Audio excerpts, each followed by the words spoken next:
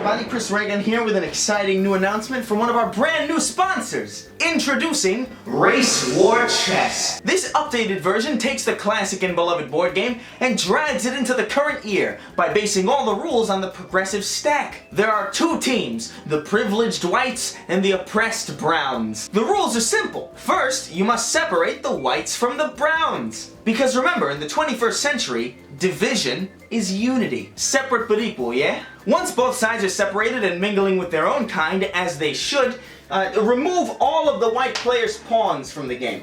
This makes the game fair by canceling out any privilege that... Oh my god, it's fucking loud. Oh, what's that? A white player moves a piece during the game even if it's his turn? Whoops! Sorry, champ. That's a racism strike right there. That piece is then removed from play. Continue the game until the brown player wins, and presto! You're ready for another round of totally not racism. So thanks again for Race War Chess for sponsoring this episode. I really appreciate it. I learned so much about how intrinsically evil I am while playing this game with my family. It's truly fun for all ages. I gotta get this out of the shot now. They didn't pay for a primetime product placement. Now before we get started on this video, I do want to say that yes, I am back in New York, which means I don't have my fancy, good microphone. So the next couple videos on this channel probably aren't going to have the best audio, just giving you the heads up now. Apologies in advance. And with that bullshit out of the way, I think it's time to dive into today's subject matter, which is a video that MTV News put out entitled 2017 New Year's Resolutions for White Guys.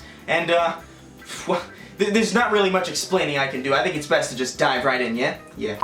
Hey fellow white guys. It's about to be a new year. And there's a few things we think you could do a little bit better in 2017.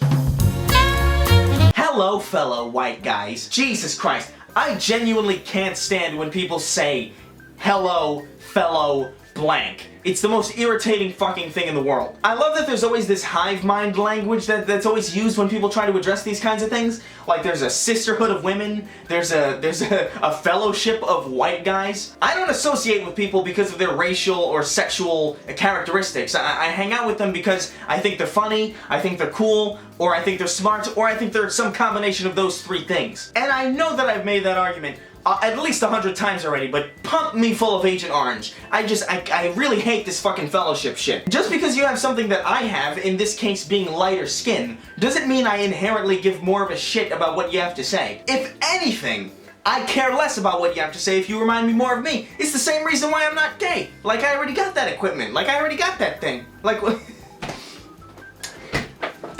That was a bit of a tangent. Sorry about that. I've been off my medication for a good, like, 1 or 2, 5 years. First off, try to recognize that America was never great for anyone who wasn't a white guy. Excuse me! That's pretty dumb. What about literally every successful black artist and actor living today? America's been pretty great for them, wouldn't you say? Especially fucking Kanye West, who could throw a puppy into a wood chipper and burn the fucking remains and still be called a genius for some reason. Just because there's a history of racism in the country doesn't mean it's only ever been great for white people. Because then how do you explain trailer park people or white trash? Like, how do you justify their existence? I bet Toothless Cletus, who lives under the fucking inbreeding van, is having a grand old time whenever he's not chronically unconscious. Can we all just agree that Black Lives Matter isn't the opposite of All Lives Matter? Black lives just matter. There's no need to overcomplicate it. Okay, you don't know what the word opposite means. It's okay. It's a really big word. It's a complicated word to understand. You see, I agree with you that All Lives Matter isn't the opposite of Black Lives Matter because that doesn't make any sense. The word all literally would include black lives. The opposite of Black Lives Matter would be Black Lives Don't Matter. It's pretty fucking simple shit. But it's the Black Lives Matter people who feel like All Lives Matter is the opposite. Like, they're the ones treating it as if it is. As if it invalidates what they're saying, even though all, again, includes black lives. So yeah, no, it's BLM who thinks it's the opposite. No one else is under that impression.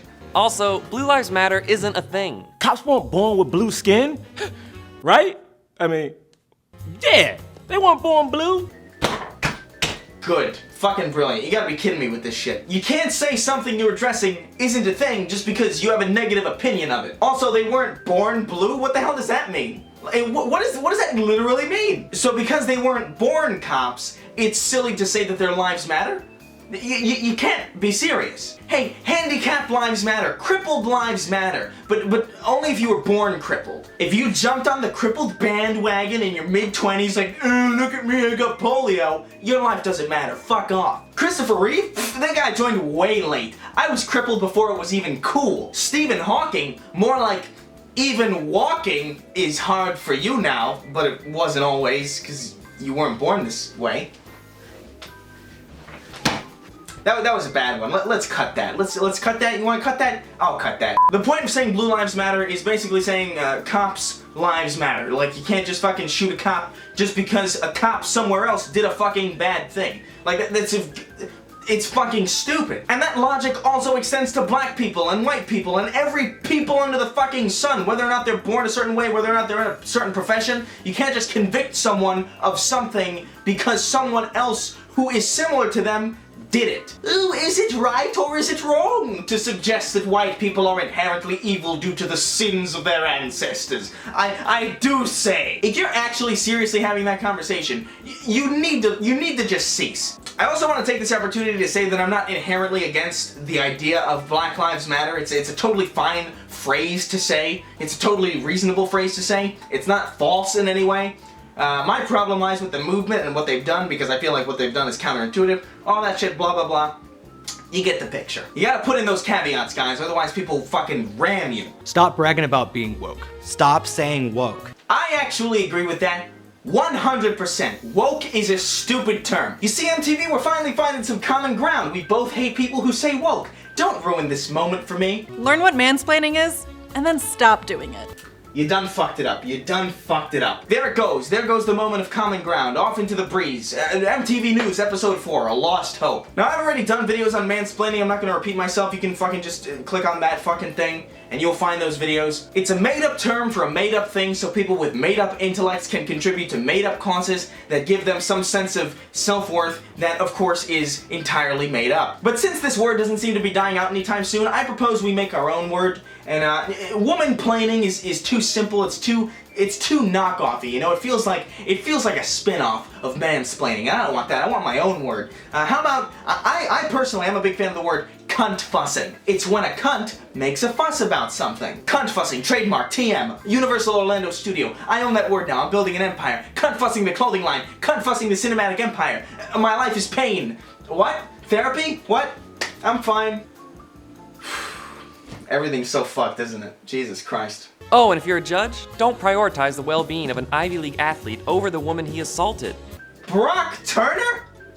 What? That doesn't have anything to do with being white. That has to do with the judge being a complete asshole. The judge is a fucking retard, no doubt about it. But there's nothing to do with whiteness. How is this white people's fault?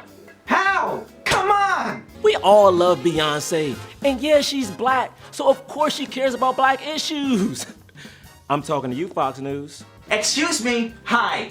I don't actually like Beyonce at all. I find her music bland, uninteresting, and grating. And it certainly has nothing to do with the fact that I'm a Halo fan, and her existence has screwed up every Google search for the last several years, leading into the foreseeable future. Has nothing to do with that. I promise. Feel free to take Kanye West, though. You guys can have him. You know what you did, Kanye. You know what you did, Kanye. You supported Trump. How fucking dare you? So what that's basically saying is that there's a black community, right? But it's really only for liberal black people, because if there's a black person who votes for Trump, well, they don't want you. They clearly don't want you if you're a conservative black person. So it's less about, so this whole thing is less about helping black people and being an ally for black people, whatever that means, and more about protecting black people who think similarly to you. You know, diversity. Nobody who has black friends says that they have black friends. I have black friends. Well, that was an easy argument to refute, because here I am, a person with black friends, saying that I indeed do have black friends. Did I just shatter this person's world? Is this person gonna be in a mental asylum because I just shattered his reality to show him that that was indeed possible? What an amazingly dense human being this is. We know nobody's perfect. But honestly, you could do a little better in 2017. Oh, it's real good advice. Just do better next year, guys. Just do better. Fucking brilliant. Hey, large group of people made up entirely of individuals whose only connecting similarity is something that has no bearing on choices or actions. Hey, do better next year. Oh, Jesus, I'm gonna go fucking insane. But that's basically the whole video, guys. It's shit. It's poorly worded. It's crap in almost every single way imaginable.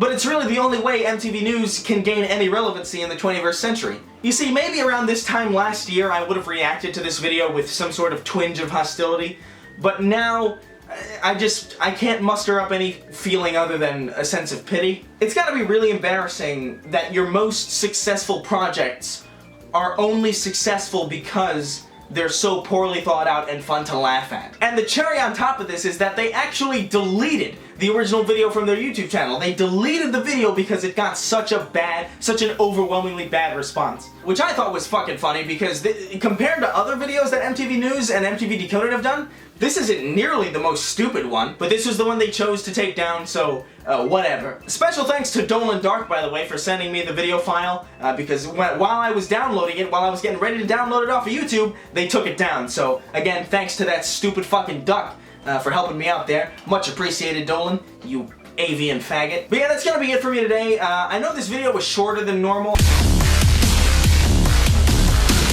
I apologize for that. The reality is I'm working on a much more proper video that should be coming out tomorrow or the next day at the latest. So let's make up for the brevity of this video with a giveaway. All you gotta do is subscribe to the channel, leave a like, and comment your favorite Seinfeld episode.